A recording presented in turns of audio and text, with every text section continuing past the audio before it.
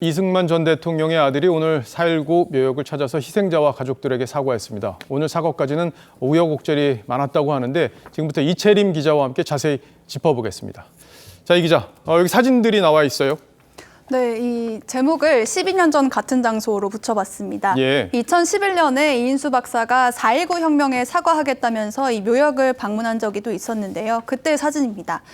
당시에 이 4.19 유족회 등 관련 단체들이 사과가 좀 뜬금없고 관련 진정성이 없다면서 사과를 거부하면서 이렇게 이인수 박사가 탔던 버스를 막아섰고요.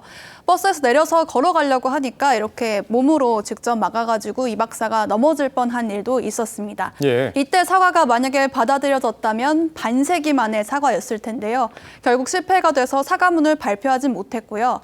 다음해 설에 별도로 방문을 해서 희생자들의 묘역을 참배했다고 합니다. 그러니까 이제 그 이후에 12년 만에 이제 공식 사과가 다시 이제 이루어진 건데, 자, 오늘이 4.19 기념일이 아닌데 왜 오늘 이루어진 거예요? 네, 이인수 박사가 조금 보셨겠지만 나이가 좀 있으십니다. 1931년생이시고 올해 92살입니다. 오늘이 이 박사의 생신인데 생전에 꼭 사과를 전하고 싶어서 오늘 하게 됐다고 합니다. 앞서 보셨듯이 2011년에만 해도 좀 정정한 모습이었는데 오늘은 이렇게 휠체어를 타고 많이 노쇠한 모습으로 등장을 했죠. 이인수 박사와 오늘 통화를 해봤는데요. 이 이야기를 직접 좀 들어보시죠. 나는 이번 이것에서 계기해서 한국 사람이 서로 정직에 대한 경쟁이 되는 거구나로 생각해요.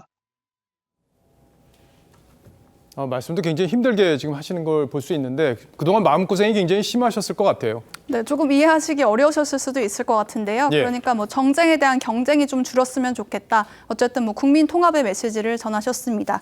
이인수 박사는 지금도 이승만 전 대통령이 생전에 살았던 이화장에서 살면서 이 건국 대통령으로서의 이승만 전 대통령에 대한 재평가를 위해 노력을 해왔습니다. 이승만 전 대통령에 대한 역사적 평가, 이 진영에 따라서 크게 다른 거 알고 계실 겁니다. 올해 국가보훈부 장관의 청문회에서 이 진영 간 이 대립이 크게 나타났었는데요.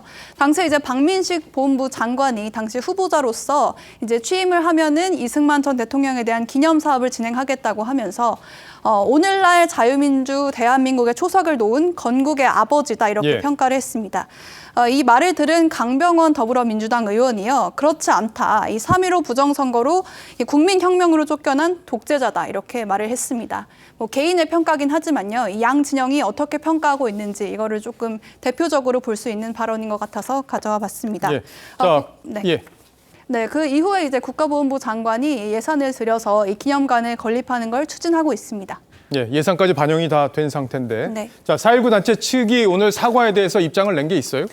네, 오늘 입장 낸 게 없고요. 단체 측에 연락을 해봤는데 뭐 별다른 입장이 없다 이런 답변을 받았습니다.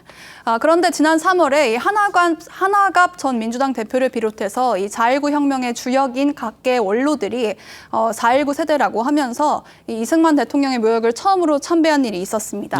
그때 무슨 메시지를 냈냐면요. 이승만 전 대통령에 대해서 건국 대통령으로서의 공을 인정해야 된다. 4.19 혁명에 참여했던 우리 세대가 앞장서서 갈등의 역사를 청산하자. 이런 메시지를 냈습니다. 오늘 이승만 기념사업회 측도 이 10년 전과 달리 오늘 직접 막아서지 않은 것만 해도 일부 진전이 있었던 거 아닐까. 이런 긍정적인 기대를 내비쳤습니다. 현대사가 이제 이념 문제로 재단이 되면서 역사적 인물들에 대한 이 공과 과가 제대로 평가되지 못한 부분도 있었는데 오늘 사과가 좋은 계기가 됐으면 싶다 이런 생각이 듭니다.